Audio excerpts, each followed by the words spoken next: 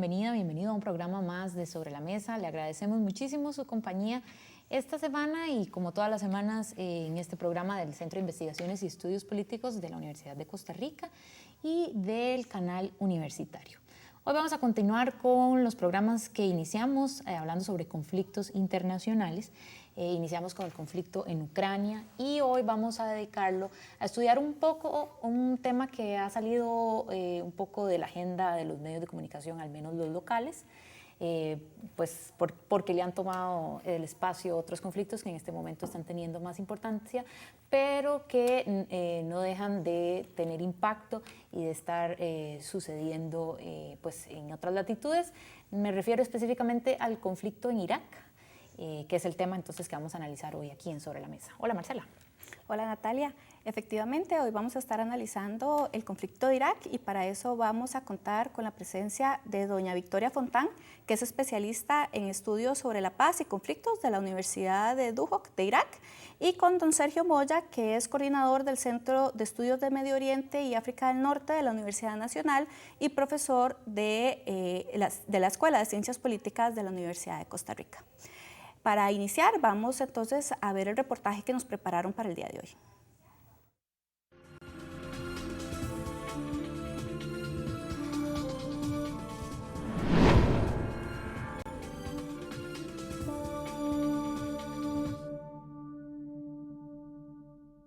Actualmente, Irak se encuentra al borde de un colapso, pues su situación política interna pasa por uno de sus peores momentos, al menos desde que las tropas de ocupación estadounidenses dejaron ese territorio. De acuerdo con datos de Naciones Unidas, en menos de un mes han muerto más de 1000 personas ante el avance de los milicianos yihadistas del Estado Islámico de Irak y el Levante, EIL, según sus siglas. EIL es un grupo terrorista formado por diferentes grupos extremistas, cuya integración se remonta en la lucha contra la ocupación estadounidense en Irak y el gobierno en Bagdad. Este grupo estuvo vinculado en sus inicios con Al-Qaeda. Actualmente, estos combatientes controlan amplios territorios en Siria, así como el oeste y norte de Irak. Su objetivo principal es el de crear un Estado islámico entre el mar Mediterráneo y el Tigris. Mientras tanto, al norte de ese país, desde inicios del pasado mes de junio, tropas kurdas tomaron el control de la ciudad petrolera de Kurdistán, ante la huida de soldados y policías iraquíes temerosos del avance de EIL. Tomar la ciudad autónoma de Kurdistán es estratégico, pues desde ahí se pueden controlar las segundas fuentes petroleras más importantes de Irak, situación que ha sido parte del conflicto entre el gobierno kurdo y Bagdad. Los kurdos reclaman esa ciudad como su capital histórica y nunca han aceptado que quedara fuera de su autonomía. El secretario de Estados Unidos, John Kerry, ha realizado viajes a este país con el objetivo de promover un gobierno unitario y evitar la partición definitiva de Irak.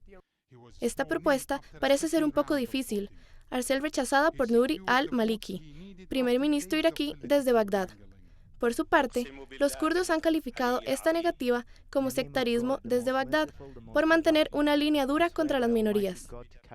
El Parlamento iraquí nombró la semana anterior como presidente de esta nación al kurdo Fuad Masum, y prontamente el país deberá decidir si elige un nuevo primer ministro o bien mantener a al-Maliki en el poder.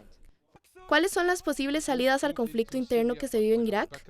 ¿Qué consecuencias tiene a nivel internacional el crecimiento de este conflicto? Hoy, en Sobre la Mesa, profundizaremos en el tema.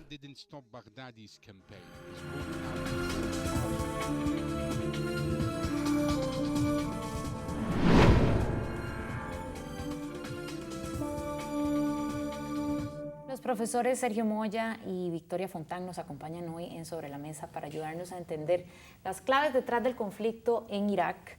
Les damos ahora sí cordialmente la bienvenida y las gracias por estar aquí Sobre la Mesa. Tal vez, Sergio, queremos empezar contextualizando la situación que sucede en Irak. Irak ha sido noticia durante los últimos 30 años por muchos motivos, desde el tema de la guerra en el Golfo Pérsico, la caída de Saddam Hussein. Y bueno, con la caída precisamente se pensó que iba a ser una oportunidad para transformar Irak y sin embargo vemos que así continúa siendo escenario de mucha violencia sectaria. También se habla de que el conflicto en los medios de comunicación es un conflicto religioso o sectario, que ¿Qué es Irak actualmente? ¿Cómo está conformado? ¿Y qué papel juega en el mapa geopolítico? ¿Y qué papel juegan también sus vecinos en el conflicto que está desarrollando actualmente? Bueno, así es. Esto que hemos conocido como la crisis que inicia cuando este grupo procedente de Siria irrumpe en el noroeste del país y se apodera de una buena cantidad del territorio del mismo en muy poco tiempo, cosa muy sorprendente y sospechosa también, pues es en realidad un episodio más de una crisis que, bueno, usted ya reseñaba, ¿verdad? Que podemos echar la máquina del tiempo mucho atrás, pero que concretamente tiene su raíz a partir de la invasión del año 2003, ¿verdad? Cuando efectivamente, como usted lo dice, los invasores, Estados Unidos y sus aliados, prometieron que Irak se iba a constituir en una democracia floreciente, robusta, que iba a ser un modelo para todo el Medio Oriente, y pues lo que se obtuvo fue absolutamente lo contrario, ¿verdad? Es decir, una devastación total de la infraestructura, de las instituciones del Estado iraquí, que prácticamente fue destruido, y pues el inicio, el surgimiento y el avivamiento de una serie de rivalidades sectarias que no existían en ese país, que es un país multirreligioso y multiétnico, ¿verdad? Y que a partir de ahí pues empieza a vivir una serie de rivalidades fundamentalmente entre grupos religiosos, chiitas y sunitas, pero también con un componente étnico, con el tema de los kurdos. Y pues esto se ha mantenido así en los últimos años, un clima de bastante inestabilidad, de violencia constante, de difícil construcción de instituciones y de procesos de diálogo, y se acentúa a partir de la guerra en Siria, cuando un componente que tenía una participación militar activa en ese país, en ese momento el Estado Islámico de Irak y Levante o Siria, pues irrumpe en el norte y pues rompe las fronteras tradicionales entre esos dos países. De hecho, esas fronteras están ya definidas en los acuerdos de Sykes-Picot hace mucho tiempo, están ya borradas, ¿verdad? Lo cual implica pues un cambio muy importante en la geopolítica de Medio Oriente, porque por primera vez tenemos una variación significativa y violenta de los límites nacionales definidos, ¿verdad? Que estaban instituidos por Francia y Gran Bretaña, que era la manera en que se iban a dividir pues esa zona. Sí, porque bueno, la mayoría de las fronteras de Medio Oriente pues fueron definidas por los llamados orientalistas, ¿verdad? Es decir, ingleses y franceses, que pues trazaron límites al margen de las identidades culturales, antropológicas, religiosas, y de esa forma pues creando una serie de conflictos que vienen a pervivir a lo largo del tiempo, ¿verdad?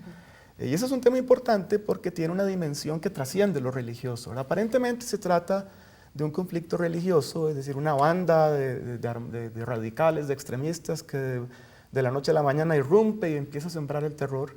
Yo creo que hay que tener cuidado con esa visión que cifra o determina todo por lo religioso, ¿verdad? Porque es un componente importante, pero también aquí hay una gran cantidad de intereses, de factores geopolíticos, hasta el tema del gas, del petróleo, de manera que encasillar el tema como un tema religioso es complicado, ¿verdad? Temerario. Okay. Doña Victoria, tal vez en ese marco sería importante plantear por qué es que se da el conflicto actual, ¿verdad? Específicamente, ¿cómo podríamos identificar las razones de que se dé un conflicto que ha ido creciendo, ¿verdad? Que en realidad, conforme va pasando el tiempo, se va complicando un poco más.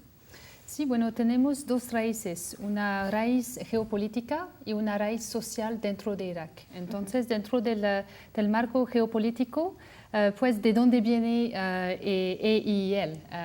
Realmente viene estuvo encajado con Al-Qaeda hasta más o menos 2007. Después se cayó Al-Qaeda por una intervención de contraterrorismo de los Estados Unidos y también del gobierno central iraquí. Y lo que pasó es que durante unos años los militantes realmente se escondieron en el desierto y empezaron a pensar cómo iban a empezar otra vez. Y lo que pasó en 2010 es que Turquía, con una ayuda del Kurdistán iraquí, empezó a dar dinero a estos grupitos que estaban dentro de unos lados del desierto. Pero cada grupito iba a recoger su dinero a Erbil o a Estambul pero no estaban en contacto entre ellos. Entonces, durante estos años, ellos empezaron a reforzarse y realmente pues, empezaron también a aprovechar de los problemas dentro de Irak, que son problemas más que todo sociales y también con un marco religioso. Pero realmente, ¿qué vemos ahora? Vemos una población sunita totalmente marginalizada por el gobierno chiita de Nuri al-Maliki. Vemos una raíz quizás desde los últimos 3 años de marginalización, de victimización de los sunitas. Ahora, si uno, antes de esta crisis, si uno estaba, no sé, a un retete de policía y por ser sunita le iban a poner a la cárcel, le iban a pedir un montón de dinero para salir. Entonces, había como una victimización diaria. Y es por esto que los sunitas realmente quisieron ayuda y obviamente ISIS y él vino y les dio esta ayuda. Pero realmente estamos más en una situación de pedir ayuda que en una situación de decir, pues ellos nos van a simplificar la vida. No, la gente, los sunitas saben muy bien que la solución para su vida cotidiana no es ISIS tampoco, no es el Estado Islámico. Entonces estamos en esto. Están totalmente entre 2 frentes, el frente del gobierno chiita de Bagdad y el frente del Estado Islámico. Sergio, tal vez continuar hablando de qué papel juegan los otros vecinos de Irak, particularmente Irán, Arabia Saudí, Turquía, ya hablamos un poco, en este conflicto, que además muchos de ellos también tienen conflictos internos a su vez, ¿verdad? Sí, yo diría que hay 2 vínculos que determinan los intereses de unos y de otros, de los vecinos de Irán, de Turquía, de Arabia Saudita, de Qatar, y que son las identidades culturales y religiosas y los intereses geopolíticos y sobre todo energéticos. En el ámbito religioso, pues, hay que tener en cuenta que Irak es un estado multirreligioso, ¿verdad? Es decir, conviven ahí varias creencias religiosas. La mayoría de la gente es de fe islámica, pero dentro de esta mayoría de musulmanes, los chiitas serán entre el 60 y el 65%, ¿verdad? No hay una cifra absolutamente certera. 1/3 de la población serán sunitas y el resto era lo que constituye hasta hace poco una pequeña comunidad cristiana, ¿verdad? Que está prácticamente exterminada del mapa. Pero aparte de eso tenemos una identidad étnica importante en el norte, que son los kurdos, que son aproximadamente el 10%. Bien, países como Arabia Saudita e Irán rivalizan en el campo, en el tema iraquí, apoyando a distintas facciones, ¿verdad? Es decir, ellos, obviamente los saudíes, pues apoyan a los sectores sunitas y por eso es que se dice que hay una simpatía, si no es que una colaboración abierta entre Arabia Saudita y el Estado Islámico, este grupo yihadista. Y por otro lado, pues Irán, que es un estado confesionalmente chiita, pues naturalmente siente una simpatía por los sectores chiitas, que son mayoritarios en Irak y que durante mucho tiempo, durante el gobierno del partido Baas, estuvieron relegados, ¿verdad? Que después de la caída de Saddam Hussein pues se empoderan y pues de alguna manera también reproduciendo algún tipo de los maltratos y discriminaciones que sufrían, ahora pues de alguna manera lo perciben también los sunitas. Ahora, en el tema geopolítico, pues hay que recordar que Irak es uno de los principales productores de petróleo y que eso le hace un país muy importante, no solo en la política regional, sino también mundial.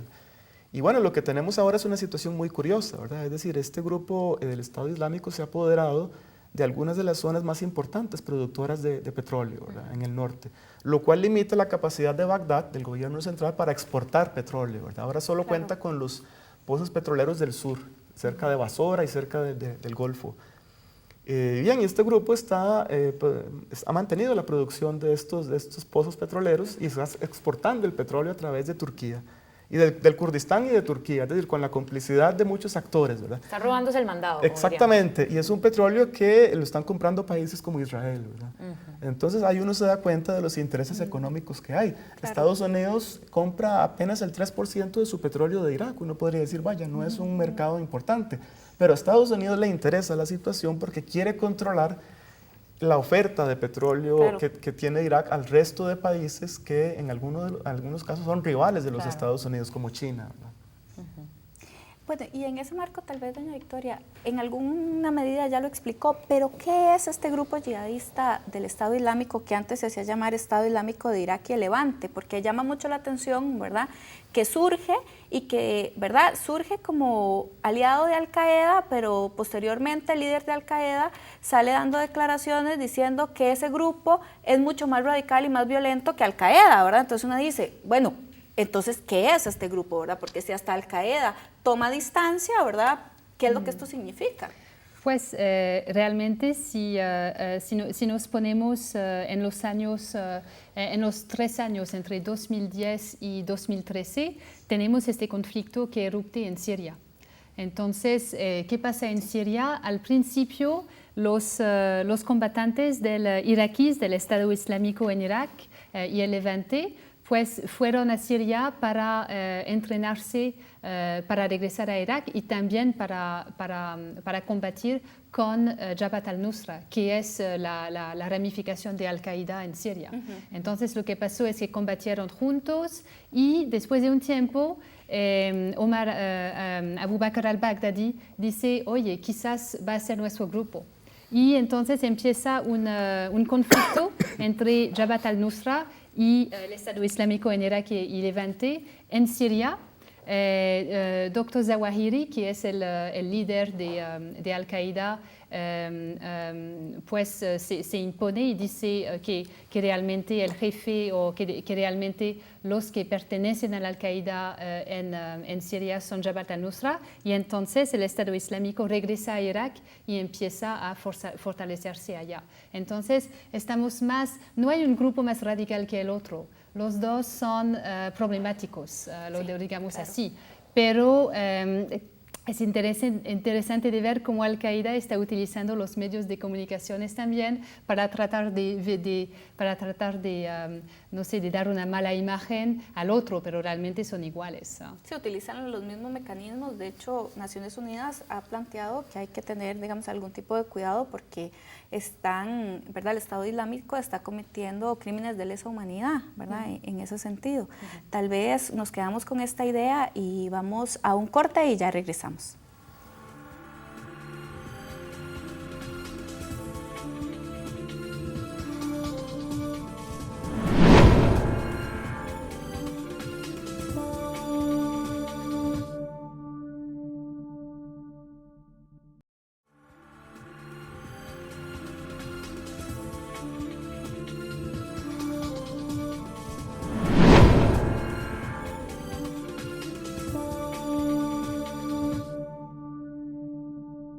Sergio Moya y Victoria Fontán nos acompañan esta noche en Sobre la Mesa hablando sobre el conflicto en Irak. Hemos invitado a nuestros televidentes a hacernos sus preguntas a través de las redes sociales y precisamente voy a hacer una que nos hizo Marco Inicio EQ vía Twitter. Él nos consulta, ¿se puede decir que la caída de Saddam Hussein fue algo bueno o malo para el pueblo iraquí?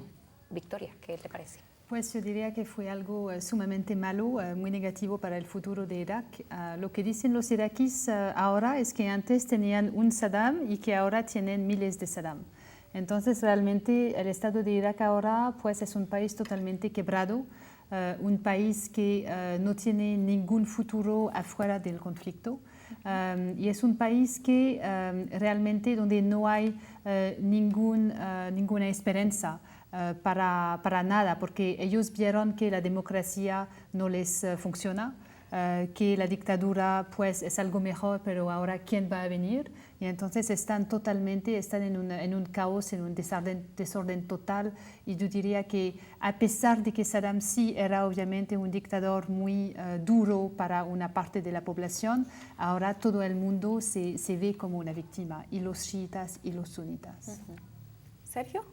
Sí, efectivamente. Antes de la invasión, pues Irak era un país relativamente próspero, tenía un muy buen nivel de vida, fundamentalmente debido al petróleo.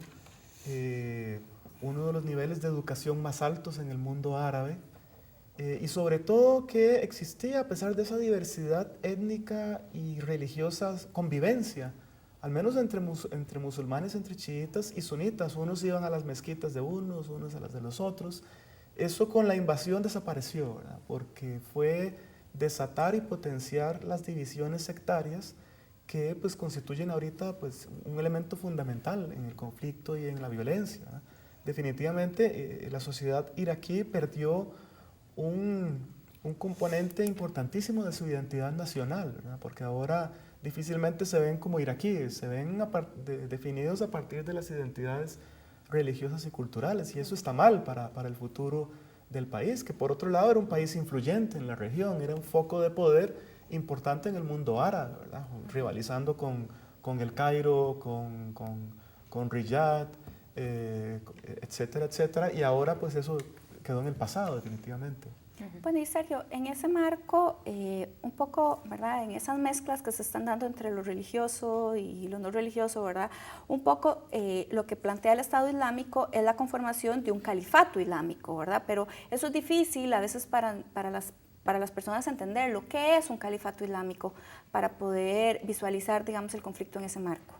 Bueno, el califato fue la primera institución o sistema de gobierno constituido por la UMA, la comunidad islámica, después de que el profeta Mohammed muere. Y eso da a pie al gobierno de los primeros califas, los llamados califas Rashidun, Abu Bakr, Omar, Osman y Ali, que pues representan en términos de la historia del Islam un periodo muy interesante, porque es la expansión del Islam por el Medio Oriente, por el norte de África, ¿verdad? Lo curioso, cuando se plantea esta relación con este llamado califato proclamado por el Estado Islámico y que encumbra a este personaje Abu Bakr al-Baghdadi, es que la institución del califato supone, según la tradición, un proceso de consulta o shura, que es algo que el Corán prescribe para que los creyentes sigan, ¿verdad? La shura es una consulta por la cual deben resolver sus procesos, sus conflictos políticos y sociales, y eso no se ha dado ahora, ¿verdad? Porque ha sido un autonombramiento unilateral, lo cual hace que muchos musulmanes en el mundo islámico, que es muy diverso, ¿verdad?, desconfíen o vean con poca seriedad este experimento, que por más de que está sentado prácticamente en un terreno amplio, pues desde el punto de vista religioso difícilmente va a ser un referente para los 1.600 millones de musulmanes del mundo, ¿verdad? Porque no corresponde a lo que es la constitución real de un califato, ¿verdad? Aparte de que la tradición dice también que un califa debe ser el más sabio, el más justo de la comunidad, el más misericordioso, y no ha sido la misericordia precisamente la característica de este grupo en su relación con los demás musulmanes, con los cristianos y con otros cultos, ¿no? Ajá. Ahora, hablar de califato, les consulto, implica poner en práctica instituciones de administración. Esto quiere decir que tienen una aspiración de dejar de ser milicia, entonces, para formar gobierno. Sí, para formar un gobierno como cualquier gobierno que nosotros conocemos. Entonces ellos están empezando a establecer sus escuelas, sus hospitales, a establecer sus sistemas realmente sociales. Tienen también un sistema de apoyo social muy fuerte, entonces que se financia no por impuestos, pero que se financia por lo que se llama el zakat, que es el impuesto como religioso, que cada musulmano debe dar una vez al año. ¿Cuántos por ciento son? ¿10%? 2.5. 2.5, mucho menos. De los ingresos anuales. Está bien, 2.5 es negligible. Pero realmente esto es una de las maneras con cuales se van reforzando el Estado que están planteando. Y un califato implica también algunas prácticas, porque en medios de comunicación se ha planteado, ¿verdad?, que están imponiendo la ablación de mujeres hasta los 49 años, que es la mutilación genital femenina, y que también en Mosul a los cristianos, para que se quedaran en la ciudad, se les planteaba el tema de convertirse, ¿verdad?, y que esto implicaba que iban a estar a prueba. ¿Qué nos puede decir, doña Victoria? Pues este tema de ablación es totalmente falso realmente y es una pena que los medios de comunicación lo han seguido tanto. Lo han seguido porque las Naciones Unidas hizo una declaración sobre esto, no averiguaron que si era verdadero la verdad o no. Y entonces, pues esto no va a pasar. Yo diría que el único lugar donde ocurre este tipo de práctica, que es una práctica obviamente terrible para las mujeres, un crimen contra las mujeres, es en Kurdistán y es con las poblaciones chiitas. Entonces, si vemos realmente quién lo está haciendo, son más bien los aliados de los Estados Unidos que lo están haciendo que el Estado Islámico ahora. Y que no tiene que ver con el conflicto, Nada que que es ver anterior con el a esto. conflicto. Y don Sergio, usted tenía algo que decirnos con respecto al tema de ablación, porque lo están ligando a un tema religioso, ¿verdad? Sí, desde acá casi siempre se liga al Islam y es preciso aclarar que esta práctica aberrante no tiene ningún tipo de fundamento coránico, ¿verdad? Ni siquiera en la sunna, es decir, en los dichos y tradiciones del profeta. Es una práctica cultural deleznable, pero que no se origina directamente en el Islam. Cuando llega al-Maliki al poder en Irak en el 2006, él prometió un gobierno de unidad. Sin embargo, esto no fue posible. ¿Es todavía posible, con o sin intervención extranjera, un gobierno de unidad en Irak?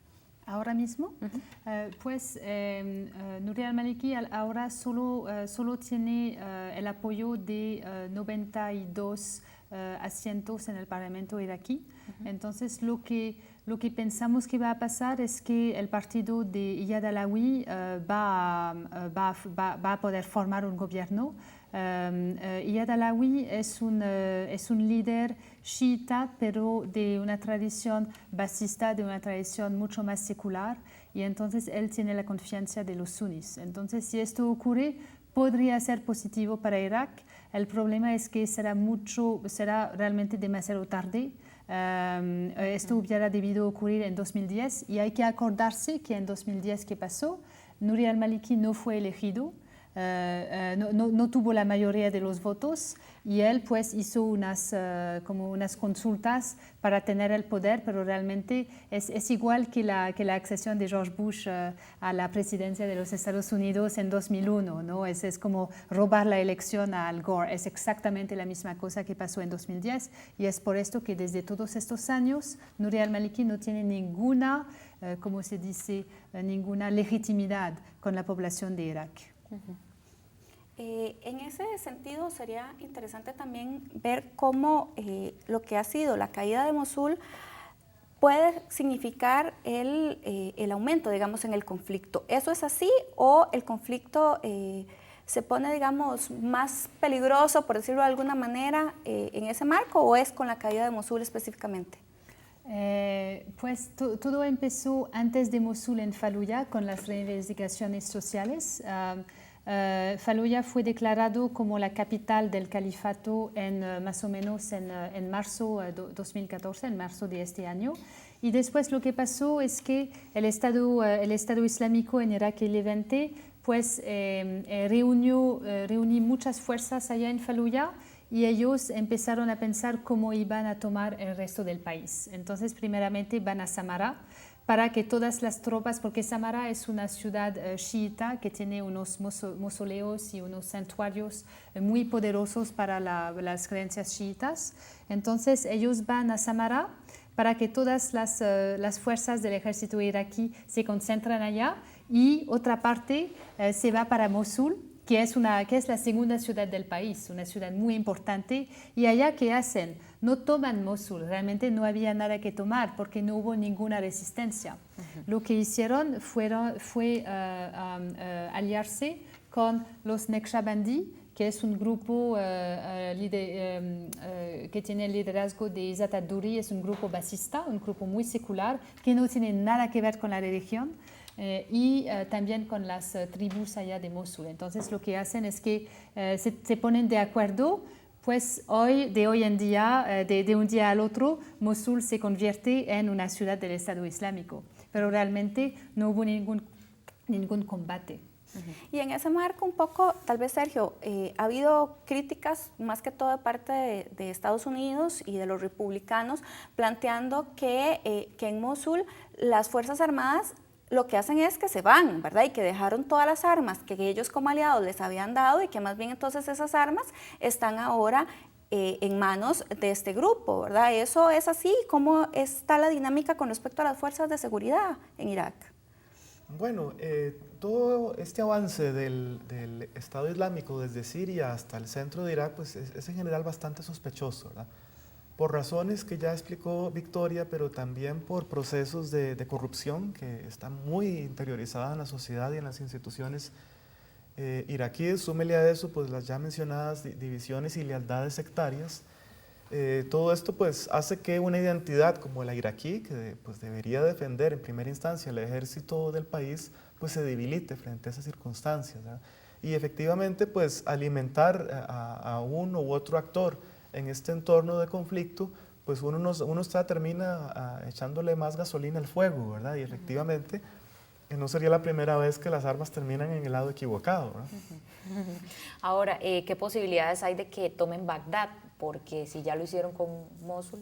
Sí, pues en Bagdad va a ser mucho más diferente porque la población de Bagdad tiene un gran porcentaje chiita. Entonces en Mosul ellos estaban en casa. En Bagdad no están. Entonces, pues hay algunas partes de Bagdad que sí tomaron, entonces es el norte-oeste, las partes del oeste están tratando de llegar también por el este, por la provincia de Diyala, pero no creo que van a querer enfrentarse a algo tan grande como la población de Bagdad.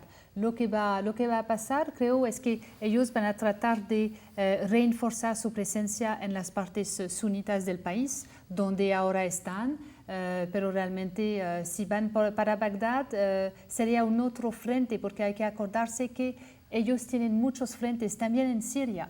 Entonces, sí, esto no creo que va a pasar. Sergio, en ese marco, ¿usted también piensa que las fuerzas de seguridad iraquí sí tendrían, digamos, un papel importante para que no se tome Bagdad, como no tuvieron para Mosul? No, yo creería que quienes plantearían una resistencia fuerte serían las milicias chiitas, ¿verdad? No el ejército formalmente. Puede que haya una participación del Estado, pero serían fundamentalmente milicias chiitas. ¿Por qué? Porque Bagdad está muy cerca de los principales santuarios del chiismo, como Karbala, como Najaf, como Kufa, e incluso Irán ya ha advertido que no va a intervenir en el conflicto.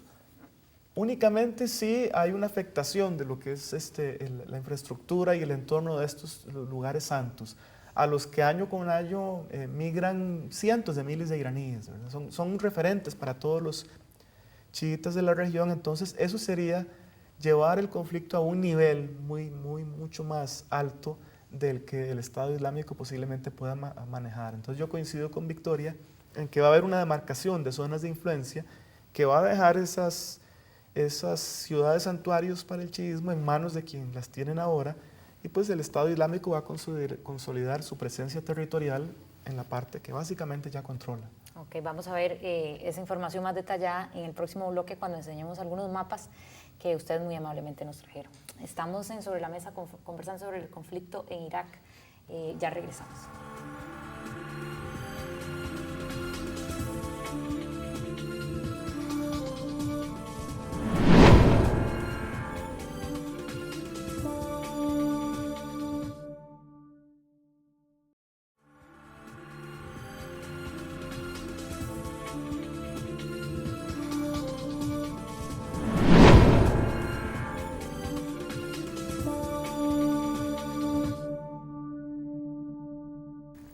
Regresamos al programa Sobre la Mesa, hoy analizando específicamente el conflicto de Irak. Para eso tenemos a don Sergio de doña Victoria, analizando todos los elementos que hasta el momento hemos podido ver. Y bueno, una cosa que antes de irnos a corte estábamos intentando ver, y para eso si nos pueden por favor poner el mapa, ¿verdad? ¿Cómo es que se está gestando en el territorio de Irak el conflicto, doña Victoria?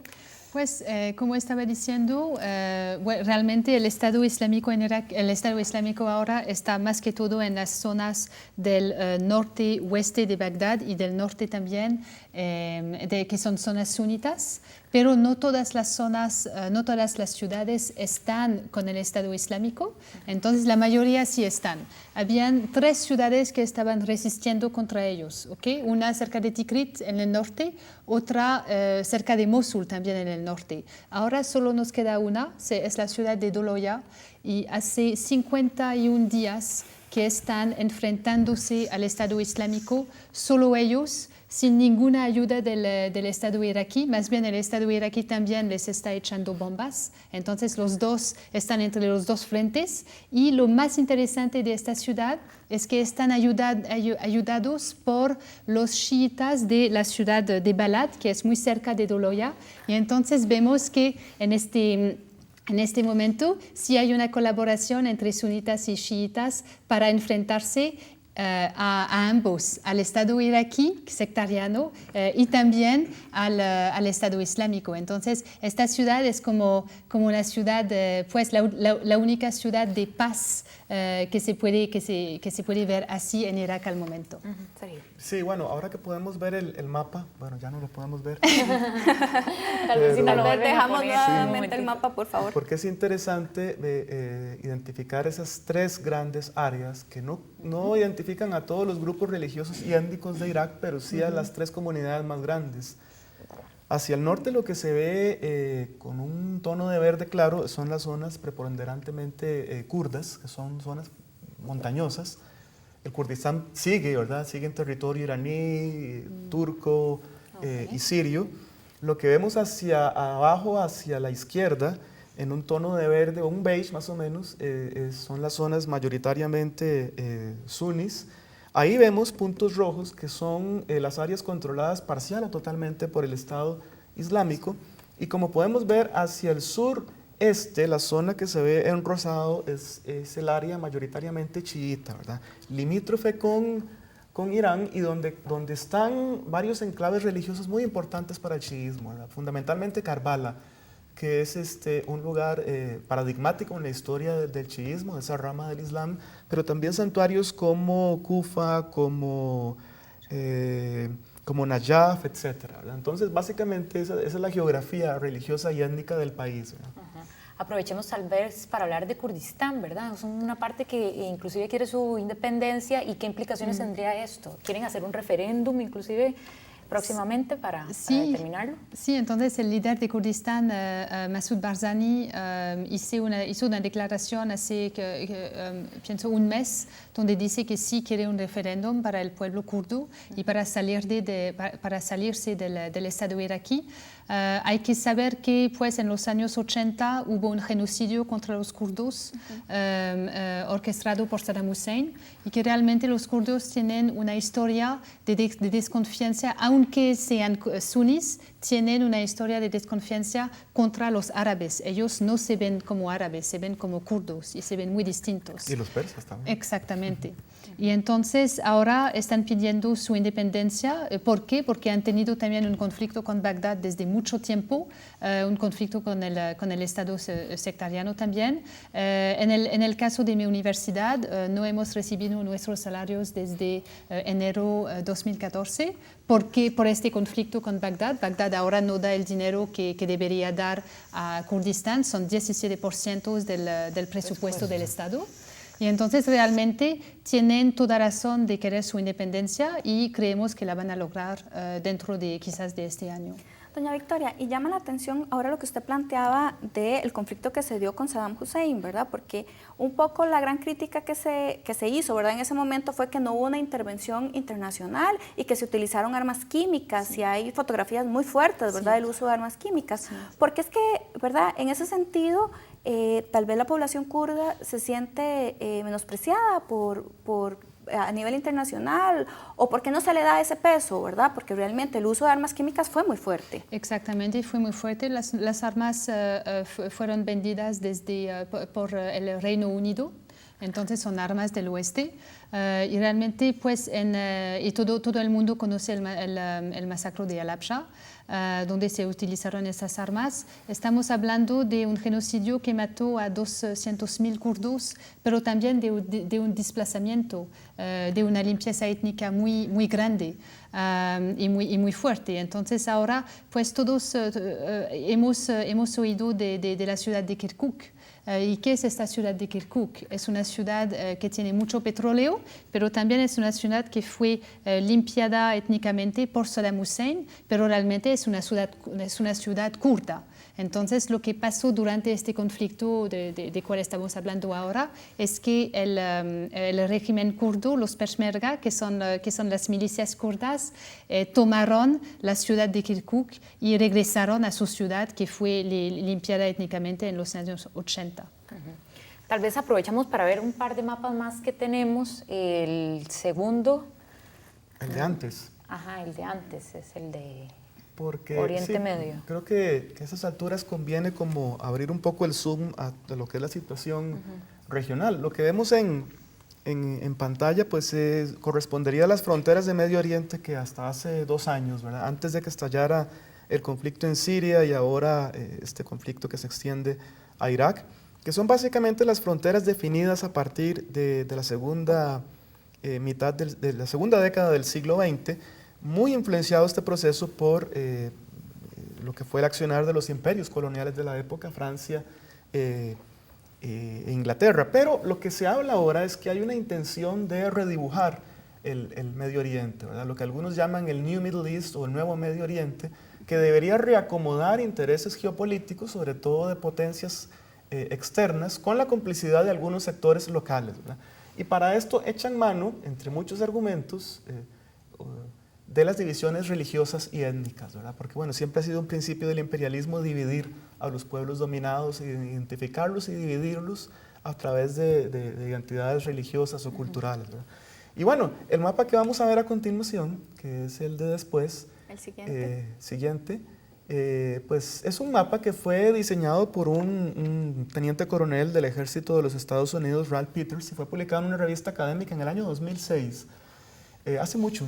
Entonces, pero que no sabemos con qué intencionalidad, refleja en buena medida lo que muchos fuera de Medio Oriente quisieran ver como un reordenamiento de las fronteras, ¿verdad? Ustedes pueden ver ahí que en lo que era la convergencia fronteriza entre Siria, Irak, Irán y Turquía, pues aparece un Kurdistán, un estado de Kurdistán, y casualmente, bueno, no hay nada de casualidad en todo esto. Vean lo que ha sucedido con el territorio que corresponde casualmente a Irak, dividido en un estado chiita, un estado suní y una parte que se entrega al Kurdistán. Hay estados que pierden territorio como Irán, como Arabia Saudita, estados que ganan como Jordania, estados que pierden como Pakistán, surge un Baluchistán libre. Y en fin, no podemos decir que este es un plan absolutamente acabado como para redibujar el Medio Oriente, pero es un proceso que se viene impulsando desde el 2003 con la invasión a Irak, con la guerra del 2006 entre Hezbollah e Israel. De ahí, efectivamente, ahí la entonces secretaria de Estado, Condoleezza Rice, dijo, bueno, estos son los dolores de parto del nuevo Medio Oriente, ¿verdad? Y bueno, tenemos que encadenar todos esos procesos con lo que está sucediendo ahora, ¿verdad? Y vemos que pues, fue una profecía de cierta manera autocumplida en el caso de Irak, ¿verdad? Porque lo que estamos viendo efectivamente es un principio de balcanización de la región, ¿verdad? Pero entonces estos podrían ser, digamos, posibles escenarios de conflicto para que el conflicto se traslade también a otros países o surjan otros conflictos o los que ya están, que son varios, más bien aumenten. Pues sí, ellos en la jerga de estos rediseñadores, ¿verdad? Se le llama caos creativo, ¿verdad? Entonces se parte del principio de que explotando todo este tipo de rivalidades, muchas de las cuales estaban ocultas o estaban adormecidas, se puede generar una situación de caos que favorezca determinados intereses, ¿verdad? En este caso, pues obviamente una región mucho más dividida, enfrentada a identidades culturales y religiosas, pues favorece el control de los recursos energético, ¿verdad? Solo para mencionar un factor, ¿verdad? Pero en términos de los intereses de estos pueblos, definitivamente creo que es algo malo, ¿verdad? Doña Victoria tiene que regresar a Irak en un par de días, va a Kurdistán específicamente, y le pregunto, ya que usted va a estar allá también, ¿qué podemos esperar? Pues yo no soy muy optimista. Para Kurdistán sí, creo que van a lograr su independencia y estoy muy feliz de esto, de poder participar en este proceso como docente. Yo diría que el escenario al sur de Kurdistán es muy negativo. Diría que tal vez si se cambia el gobierno de Bagdad no va a cambiar nada con el ejército, con el Estado Islámico. Ojalá, ahora sí hay grupitos como en Mosul que están empezando a pelearse con el Estado Islámico, pero ¿qué va a pasar? ¿Quién les va a ayudar? Nadie quiere ayudar por el momento a esta ciudad de Doloya que está enfrentándose sola al Estado Islámico. Entonces yo no creo que no vamos a ver ninguna intervención internacional, por ejemplo, porque la comunidad internacional ha perdido demasiado dinero y no le interesa. Entonces, sí, una visión al futuro muy pesimista. Yo diría que, ¿y quién es el gran ganador de todo esto? Para mí es el Estado de Israel. Ha sido muy soportivo, muy positivo para la independencia de Kurdistán, porque quiere un aliado en la región, y también para mí tiene un papel en la creación del Estado Islámico en Irak y Levante. Y cuál es este papel nunca lo sabremos, pero para mí en francés decimos ¿a quién profita el crimen? El crimen para mí es la división entre sunitas y chiitas. Y ahora, cuando entrevisté a estos militantes del Estado Islámico el año pasado, me dijeron queremos matar a chiitas más que a judíos. Y esto, pues, en la política del Medio Oriente es un cambio de paradigma total. Entonces, yo diría que realmente, pues, ahora musulmanes matándose, esto sirve la política de Israel muy bien. Y Sergio, ¿se pudo prever o prevenir este conflicto? Porque, bueno, nosotras hablábamos ahora antes del programa de que, aunque no sale tanto en medios, realmente es un conflicto bastante grande y que, bueno, y que hay muchas vidas de por medio, ¿verdad? ¿Se tenía alguna idea de cómo prevenir? Bueno, ¿quiénes podrían haber anticipado este desplazamiento tan espectacular desde el centro de Siria hasta casi llegar a Bagdad, ¿verdad? Un territorio enorme, ¿verdad? Muy agreste, muy difícil de transitar. O sea, usted solo lo puede hacer con una infraestructura y un equipamiento militar muy sofisticado, ¿verdad? ¿Quién podía haber detectado ese movimiento de tropas, de milicianos? Vaya, quienes tienen la tecnología para eso, quienes tienen satélites, drones, etcétera, etcétera. Nunca se enteraron, nunca advirtieron y nunca le dijeron a sus supuestos aliados en Bagdad, a Malik y Miri, hay un desplazamiento de yihadistas que se dirige a la frontera. Sospechoso. Aquí hay algo muy sospechoso, ¿verdad? Porque parece que hay cierta complicidad, ¿verdad? Es decir, toman con mucha facilidad. Decir tomar es mucho, ¿verdad? Porque son ciudades casi que se les entregan en bandeja de plata.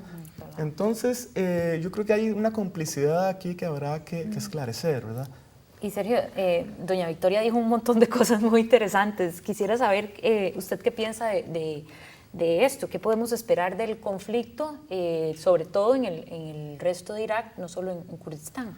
Bueno, a como están planteados los factores, creo que esto podría ser irreversible, ¿verdad? Es decir, no veo ninguna fuerza foránea interviniendo para restablecer las fronteras ni de Siria ni de Irak, porque no conviene, ¿verdad? Es decir, es un atolladero político y militar, ¿verdad? Nadie quiere arriesgarse a eso, ¿verdad?